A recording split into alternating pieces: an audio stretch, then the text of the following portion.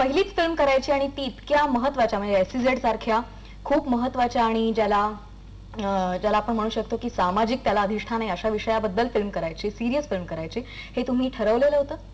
हो, अगदी पहिल्यापासूनच हे ठरवलेलं होतं आणि त्याचं कारणही असं आहे की तुम्ही आता म्हणलात की सिरियस फिल्म करणारा माणूस तुमच्या शेजारी बसलेला आहे. तशाच प्रकारची फिल्म्स मला पहिल्यापासून करायची होती. आणि एक सण मला असं लक्षात आलं होतं की महाराष्ट्रातल्या माणसांना म्हणजे आपल्या मराठी माणसांना दोन गोष्टी खूप आवडतात. एक विनोद करायला, सांगायला मोठ्या प्रमाणात आवडतं आणि दुसरं राजकारणावर कॉमेंट करायला, चर्चा करायला, एखाद्या विषयीचं मत व्यक्त करायला सांगितलं तर त्याला ते खूप आवडतं. हा जो दुसरा एरिया आहे हा नीटपणे एक्सप्लॉइट नाही झालेला होता चित्रपटांमध्ये, की जो आवडतो आपल्याला सगळ्यांना. तो नीटपणे जर एखाद्याने प्रेझेंट केला तर डेफिनेटली त्याला प्रतिसाद मिळेल याची मला खात्री होती. म्हणून मी हा विषय निवडला आणि याच्यावर चित्रपट करायचा ठरवला. संतोष, संदीप तर खूप मोठ्या भूमिकेमध्ये, प्रमुख भूमिकेमध्ये तुमच्या चित्रपटात आहेतच, त्याबरोबरीने स्टारकास्ट जो एक आकर्षणाचा मुद्दा असतो साहजिकपणे, ती स्टारकास्ट देखील खूप चांगली आहे आणि खूप कसदार अभिनेते या चित्रपटासाठी तुम्ही निवडलेले आहेत, तसे तुम्हाला मिळाले देखील. मृणाल कुलकर्णी आहेत, शिल्पा नवलकर बऱ्याच दिवसांनंतर, बऱ्याच कालावधीनंतर काम करतायत आणि मिलिंद गुणाजी आहेत तुमच्या बरोबरच. अशी आणखी बरीच मोठी मोठी नावं आहेत या चित्रपटामधली. या सगळ्या कलाकारांना निवडणं देखील, जसं एक संदीप तुम्हाला प्रमुख भूमिकेसाठी मिळाले, तसंच हे देखील सहजगत्या मिळत गेले फक्त स्क्रिप्ट वाचून? कसं स्क्रिप्ट लिहितानाच काही डोळ्यासमोर होती की ह्या प्रकारचा रोल हा कुठला अभिनेता चांगल्या पद्धतीने करू शकेल हे आधीच मनात होतं. म्हणजे उदाहरणार्थ मिलिंद गुणाजीचं कॅरेक्टर, एक उधळ्या बदफैली व्यक्तिमत्व त्यांनी रेखाटलेलं आहे या सिनेमामध्ये. तर त्याचं ओव्हरऑल प्रेझेन्स, आजपर्यंतचा त्याचा प्रेझेन्स आणि माझं कॅरेक्टर हे इतकं जवळ जाणारं होतं, त्यामुळे ती भूमिका तोच करू शकेल हे आधीपासून माहिती होतं. तसंच मधुराचं आहे, तसंच उपेंद्र लिमयेचं आहे. डॉक्टर शरद भुतारिया यांची एक वेगळी भूमिका या चित्रपटात तुम्हाला बघायला मिळणार आहे. तर ते सुद्धा असं डोळ्यासमोर होतं की हीच ते अप्पासाहेब जगदाळेंची भूमिका चांगल्या पद्धतीने करू शकतील हे आधीच मनातच होतं. म्हणजे लिहितानाच ते डोळ्यासमोर होते ही कॅरेक्टर सगळी. त्यांना मी अप्रोच झालो, त्यांना गोष्ट ऐकवली. संदीप म्हणला तसं आम्ही ऑलमोस्ट पुढे पटकथा लिहिताना आणि डायलॉग लिहितानाच्या प्रक्रियेमध्ये एकत्रच होतो ऑलमोस्ट सगळेच. तुमच्यावर प्रसाद मिरासदार आणि संवादाचं खूप महत्वाचं जे काम असेल ते अजय धनकरांनी या चित्रपटाचे संवाद लिहिलेले आहेत. अशी ती आमची एक टीम, आम्ही डिस्कशन करत करत एक स्टेप पुढे जात होतो. आता आपण थोडंसं बोलूया. माझ्या मते संतोष, मेड इन चायना हे नाव का आणि काय नेमका इश्यू आहे चित्रपटामध्ये त्याबद्दल तुम्ही दोघंही सांगू शकता?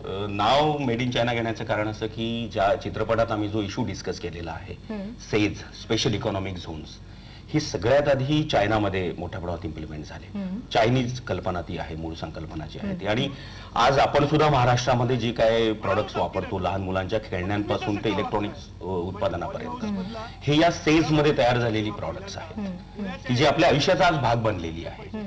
त्यामुळे एक मेड इन चायना हे अतिशय रिलेव्हंट नाव आम्हाला मिळालं आणि ते नाव आम्ही या चित्रपटासाठी घेतलं. आणखीन दुसरा याच्यात महत्वाचा भाग की एकूणच चायनीज प्रॉडक्ट जे येतात, यूज अँड थ्रो फिलॉसॉफी घेऊन आपल्या समोर येतात की तो प्रॉडक्ट एकदा घेतला की वापरायचा आणि फेकून द्यायचा, दुरुस्त करायची भानगडच नसते त्या याच्यामध्ये.